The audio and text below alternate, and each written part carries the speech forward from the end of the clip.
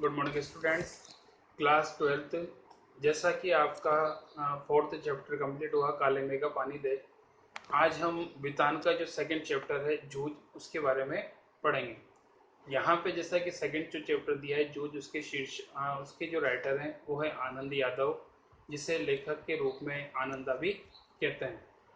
जूझ का सामान्य अर्थ होता है स्ट्रगल, जैसा हम मानते हैं, जिसके अंदर व्यक्ति परिस्थितियों से सामना करता है, उससे लड़ता है, दो दो हाथ करता है।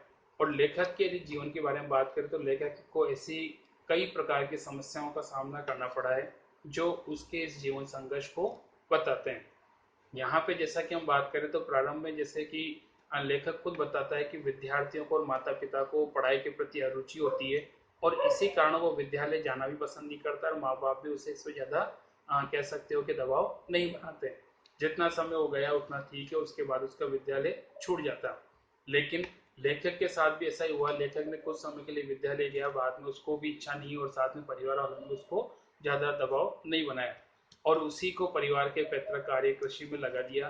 खेती बाड़ी करता, जानवरों को चराता है, साथ में हो सकता है उसी में उसका सारा दिन गुजरने लगा। शुरू में कुछ दिन तक तो उसे अच्छा लगा, लेकिन फिर बाद में धीरे धीरे उसे लगने लगा कि खेती के अंदर इतना कोई विशेष क्षेत्र नहीं है, कह सकते हो कि आमदनी नहीं है जिसको एक आजीविका का साधन बनाया जा सके। जैसा कि लेखक खुद मानता है कि कभी फसल का पैदा होना न होना, कभी वर्षा, कभी हो सकता है कि अन्य कोई प्राकृतिक आपदाएं। और दूसरी बात यह है कि इतना सब होने के बावजूद भी हो सकता है कि उसका सही भाव मिलना या न मिलना, ये सब उसकी कई प्रकार की समस्याओं को दर्शाता है। साथ में लेखक को ऐसा लगता है कि अगर उसकी सरकारी कोई नौकरी लग जाती है तो निश्चित तौर पर उसकी एक बंदी तनख्वाह हो जाएगी, और उसके बाद उसे इस प्रकार की समस्याओं का सामना नहीं करना पड़ेगा। तो इन सबको बात में ध्यान रखते हुए जो अपने विद्यालय जाने की बात को वापस कहता है, तो यहाँ पे परिवार वाले इसका विरोध करते हैं, और विरोध करने में सबसे पहले उसके खुद के पिता होते हैं, क्योंकि वो नहीं चाहते कि उस बच्चे को वहां पे भिजवाया जाए। उसका कारण भी है, जैसे लेखक खुद बताता है, कि खेती के कार्य में मदद लेना और खुद गांव में घूमता फिरना उनका स्वभाव था। सारा कार्य, जानवरों को चराना, जानवरों की देखरेख करना, खेती की देखरेख करना, ये सारे काम लेखक पे छोड़ दिया था, और वो गांव मोहल्ले में आराम से घूमता फिरता। अगर विद्यालय लेखक जाता है तो निश्चित तौर पे उसके इस कार्य में बाधा पड़ती, इसलिए उसने इसका विरोध किया। प्रारंभ में उसने इस बात का कह सकते हो कि यहाँ पे अपनी माँ के सामने प्रस्ताव रखा कि वो विद्यालय जाना चाहता है। माँ ने भी शुरू में तो यही कहा कि हो सकता है कि उसने खुद ने ही स्कूल जाने के लिए मना किया, लेकिन फिर भी उसकी बात को समर्थन रखते हुए उस बात को एक आधार देना चाहती है, किस प्रकार की पृष्ठभूमि तैयार की जाए। और इसके लिए वो सबसे पहले मदद लेने को तैयार होते हैं, वो है दत्ताजी राव, गांव के प्रतिष्ठित व्यक्ति हैं। और सबसे बड़ी बात यह है कि लेखक के जो खुद हैं, लेखक के पिता हैं, वो खुद भी दत्ताजी राव का सम्मान करते हैं, उनसे डरते हैं। तो उन्हें लगा कि अगर हो सकता है कि वो इस बात में उनकी मदद करेंगे तो निश्चित तौर पर लेखक का पिता उसके लिए मना नहीं कर पाएगा। और यही बात यहाँ पे आती है, उनसे बात की जाती है और वो इस बारे में बताते हैं कि इसको पढ़ने के लिए भेजा जाना चाहिए।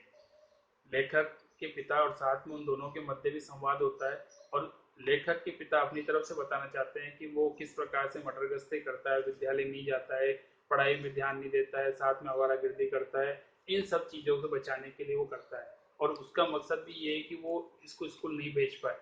दूसरी तरफ लेखक खुद भी अपनी तरफ से बात इतनी से रख देता है कि वो मन लगा के पढ़ाई करेगा, न फिल्म सिनेमा देखने जाएगा, न मटरगश्ती करेगा। तो यहाँ पे दत्ताजी राव के द्वारा निर्णय लिया जाता है कि उसको विद्यालय भेजा जाए, और इस बात के कड़ाई से पालन हो। प्रसंग बदलता है, लेखक विद्यालय जाता है। विद्यालय में उसे लगता है कि सब कुछ बदल चुका है।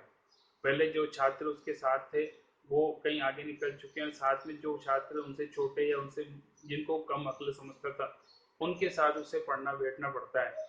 साथ में वही विद्यालय में नए बच्चे के साथ शैतानी करना या उसको शरारत करना लेखक को परेशान करता है।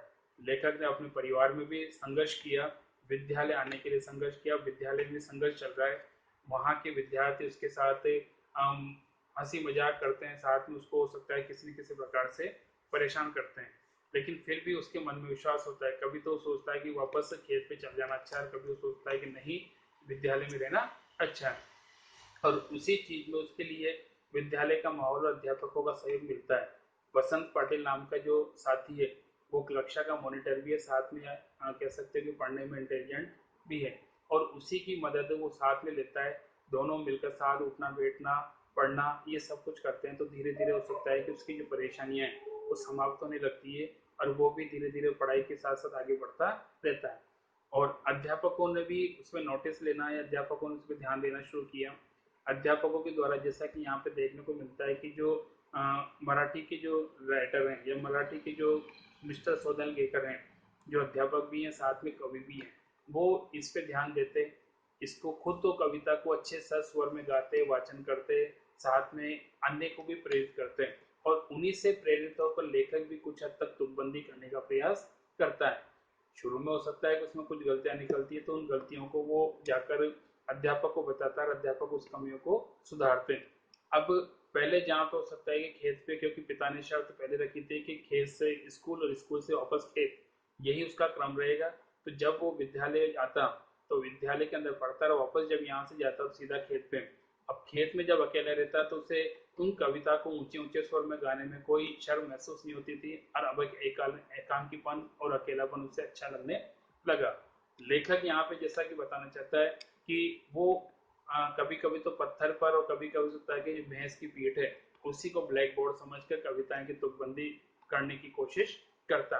तो इन सब का प्रभाव ये लगा कि जो शुरू में उसकी मन विचार था कि जो कवि लोग हैं वो कोई विशिष्ट व्यक्ति होते हैं, ये विचार उसके दिमाग से बदल गया। उसे लगा कि शायद वो भी कविता लिख सकता है, अपनी कविता लिखता, तुकबंदी लिखता, और उसको जब मराठी के जो अध्यापक हैं उनको जब वो बताता है तो वो उसमें सुधार करते हैं, उसकी कमी काटी छाट करते हैं, और उसी का नतीजा था कि धीरे धीरे वो भी अच्छी तुकबंदी करने लगा। तो यहाँ पे जैसा कि इस पाठ के माध्यम से बताया गया कि किसी को प्रेरित करने के लिए अगर समुचित वातावरण मिलता है तो निश्चित तौर पे उसका प्रभाव पड़ता है। लेखक ने जीवन में स्ट्रगल किया, प्रारंभ में विद्यालय, पहले तो खेतों पे रहा जिसका स्ट्रगल था वहां पे उसका जूझ किया उसने, लेकिन जब विद्यालय आया तो विद्यालय में उसे संघर्ष का सामना करना पड़ा। लेकिन जब परिस्थितियां कह सकते हो कि विपरीत होती है और मनुष्य जब दृढ़ निश्चय करता है तो निश्चित तौर पर उस पर विजय पा लेता है, और ऐसा ही प्रसंग इस पाठ के माध्यम से लेखक ने दिया है। बाकी नेक्स्ट है।